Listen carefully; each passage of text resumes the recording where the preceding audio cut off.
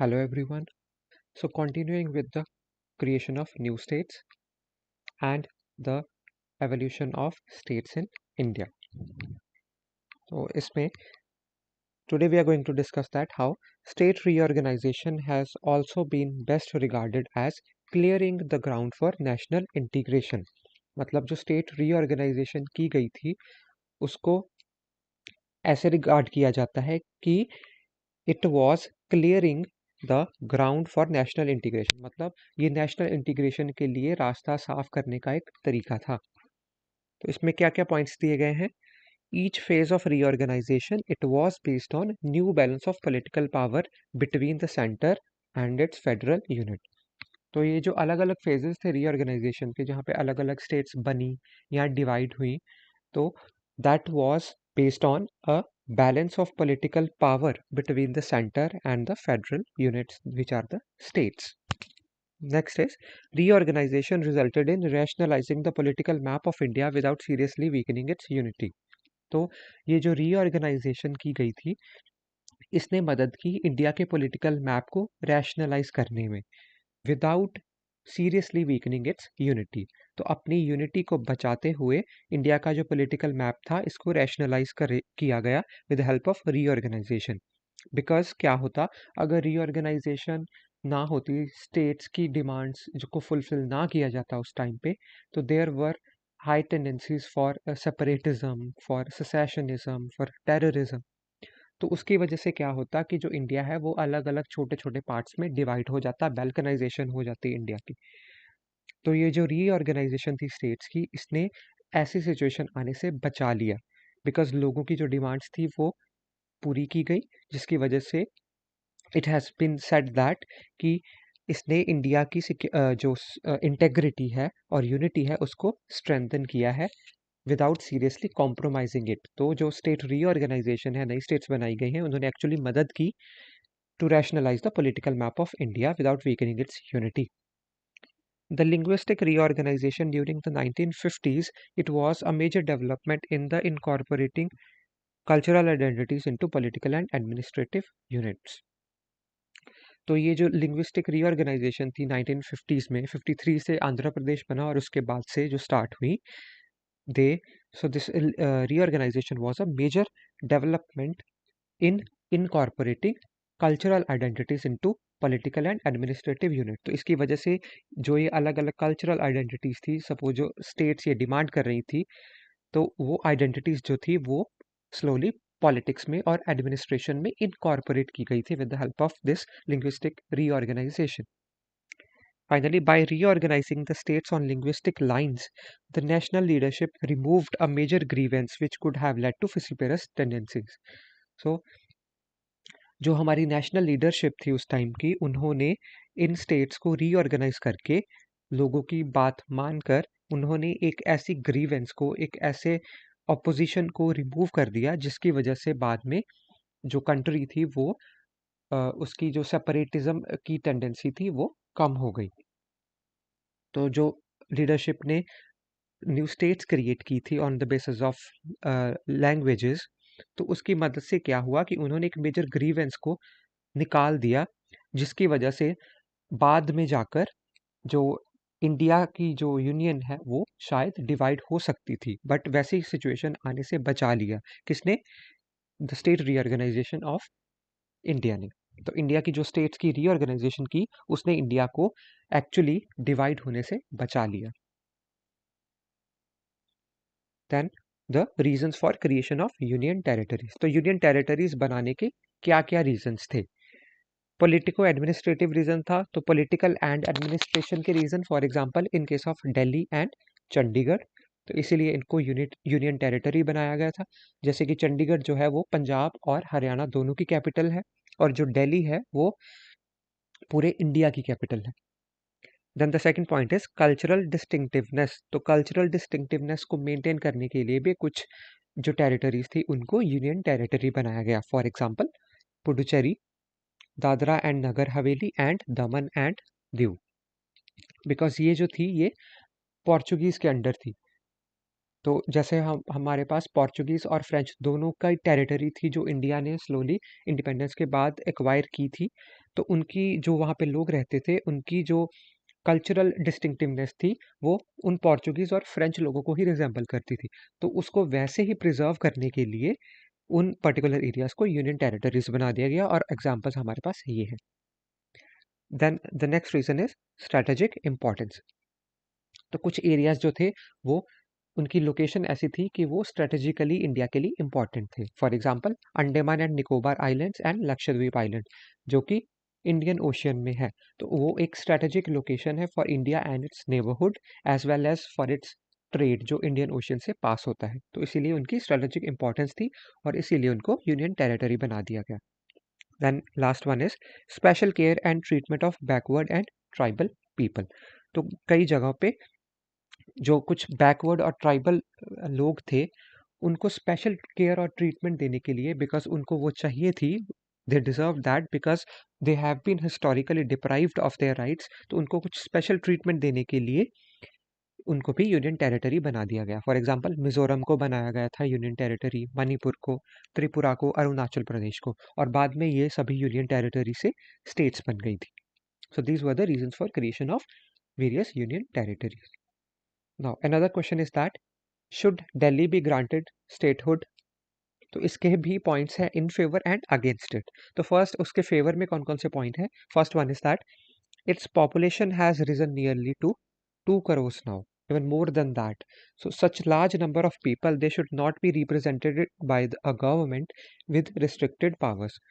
तो ये आर्ग्यूमेंट दिया गया है कि जो दिल्ली है उसकी जो पॉपुलेशन है अब वो काफ़ी ज़्यादा हो गई है, तो इतने लार्ज नंबर ऑफ जो लोग हैं उनको एक ऐसी गवर्नमेंट नहीं रिप्रेजेंट करनी चाहिए जो खुद रिस्ट्रिक्टेड हो, जो खुद लिमिटेड हो अपनी पावर्स में। तो इसीलिए इसको बोला जा रहा है कि जो दिल्ली है उसको स्टेटहुड ग्रांट कर देना चाहिए, बिकॉज कुछ सब्जेक्ट्स हैं जो दिल्ली गवर्नमेंट के अंडर आ रहे हैं, कुछ हैं जो यूनियन गवर्नमेंट के अंडर आ रहे हैं, because it is currently a union territory. तो इसीलिए ऐसी एम्बिग्यूटी को दूर करने के लिए it is argued that Delhi should be granted statehood.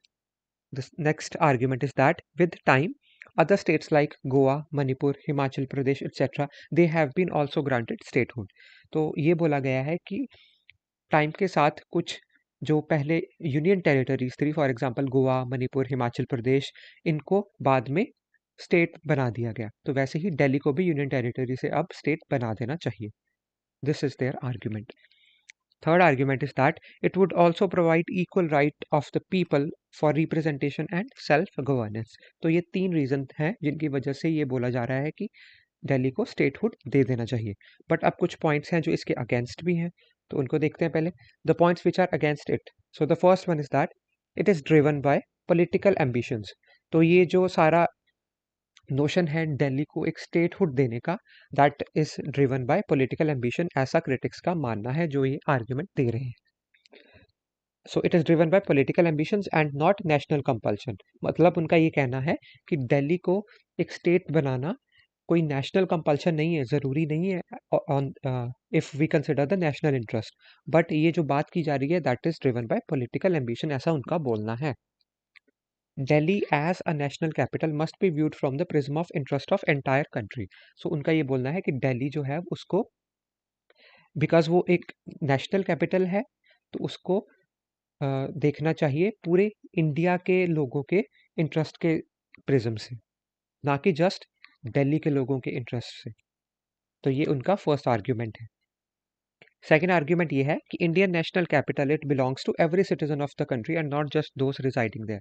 कि जो नेशनल कैपिटल रीजन है इंडिया का, दिल्ली जो है, वो हर सिटीजन की है, इंडिया के हर सिटीजन को बिलोंग करती है। और सिर्फ ये नहीं कि जो लोग वहाँ पे रहते हैं दिल्ली उनकी है, दिल्ली पूरे इंडिया की है, because it is the national capital of India. Third reason is that Delhi is home to vital institutions like Parliament, President House, foreign embassies, etc. तो जो important institution है, फॉर एग्जांपल पार्लियामेंट है, foreign embassies हैं, president house है, और भी जितने important institution है नेशनल लेवल के, वो दिल्ली में है। तो उन सभी का जो प्रोटेक्शन है वो यूनियन गवर्नमेंट की ही रिस्पॉन्सिबिलिटी होनी चाहिए and not of any particular state government, ऐसा उनका आर्ग्यूमेंट है। कि सिंस वहाँ पे बहुत सारे इंपॉर्टेंट इंस्टीट्यूशन है दिल्ली में, तो उनको वो जो इंस्टीट्यूशन है वो यूनियन गवर्नमेंट की रिस्पॉन्सिबिलिटी होनी चाहिए, ना कि स्टेट गवर्नमेंट की, बिकॉज वो जो इंस्टीट्यूशंस हैं वो यूनियन के हैं. Indian government must have some territory under its control. It can not possibly be an occupant or tenant of a state government. और ये लास्ट पॉइंट उन्होंने ये बोला है कि जो इंडियन गवर्नमेंट है उसके पास अपनी भी कुछ टेरिटरी होनी चाहिए. वो किसी स्टेट गवर्नमेंट के लैंड पे एक किराएदार की तरह नहीं रह सकते. So these were the reasons, जो आर्ग्यूमेंट्स जो उन्होंने दिए against converting Delhi into a state. Okay, so now finally we come on to another question, that the demand for new states, is it a threat to union, to the unity of India or not? So this is a question. तो Ramachandra Guha, who is a famous Indian historian, उन्होंने ये बोला है कि he argues that the creation of linguistic states has safeguarded the unity of India. तो रामचंद्र गुहा का ये बोलना है कि एक्चुअली जो ये लिंग्विस्टिक स्टेट्स बनाई गई है, ये इन्होंने एक्चुअली इंडिया की जो यूनिटी है, इंटेग्रिटी है, उसको सेफगार्ड किया है. Also, eminent scholars are of the view that linguistic states were necessary in the early stages of India's independence. तो जो eminent scholars हैं उनका ये बोलना था कि इन linguistic states को बनाना at the early stage of independence it was important, ज़रूरी था उस टाइम पे states को बनाना on the basis of language, but now may be the time for a further reorganization. तो उन्होंने बोला कि उस टाइम पे तो लैंग्वेज के बेसिस पे स्टेट्स को बनाना ज़रूरी था उस टाइम पे, बट अब टाइम आ गया है कि इनको फर्दर रीऑर्गेनाइज करें. Example, the proponents of Vidarbha and Gorkhaland, they also have robust cases like Telangana, as their regions were well defined in an ecological and cultural sense and also have historically been neglected by more powerful or richer parts of the state. तो example इन्होंने ये दी है कि जो लोग बोलते हैं कि विदर्भ को एक अलग स्टेट बनाना है फ्रॉम महाराष्ट्र एंड गोरखालैंड को फ्रॉम बंगाल, तो उनका भी वैसा ही केस है जैसे तेलंगाना का था. तो तेलंगाना को 2014 में अलग स्टेट बना दिया गया. वैसे ही अब विदर्भ और गोरखालैंड जैसे जो डिमांड्स है न्यू स्टेट की, उनको भी अब पूरा कर देना चाहिए, because they are well defined in an ecological and cultural sense. ये जो रीजन्स हैं ये अपने आप में इकोलॉजिकली और कल्चरली खुद एक डिफाइंड रीजन है जिसको स्टेट बनाया जा सकता है. और ऑल्सो हिस्टोरिकली यहाँ पे these areas have been neglected. तो यहाँ पे इनकी ये भी कंप्लेंट है कि इन एरियाज में हिस्टोरिकली जो डेवलपमेंट है वो ज़्यादा नहीं हुई as compare to the more powerful और richer parts of the state. तो एक ये भी एक आर्ग्यूमेंट दिया गया है. Then next one is, Pakistan was divided and Sri Lanka subjected to protected civil war because Bengali and Tamil speakers respectively were denied the authority and dignity they wanted and deserved. तो इन्होंने पाकिस्तान का और श्रीलंका का केस बताया है यहाँ पे कि जैसे वेस्ट पाकिस्तान और east Pakistan it was divided. तो पाकिस्तान वाज डिवाइडेड और श्रीलंका में सिविल वॉर चल रही है between the locals and the Tamils, between the Sinhala speakers and Tamil. तो ये दो केस इन्होंने दिए पाकिस्तान का और श्रीलंका का कि यहाँ पे भी बंगाली और तमिल स्पीकर्स जो थे they were denied their authority and dignity. जो उनको मिलनी चाहिए थी वो उनको नहीं मिली, जिसकी वजह से वहाँ पे ये इश्यूज आ रहे थे. पाकिस्तान डिवाइड हो गया और श्रीलंका में सिविल वॉर चल रही है.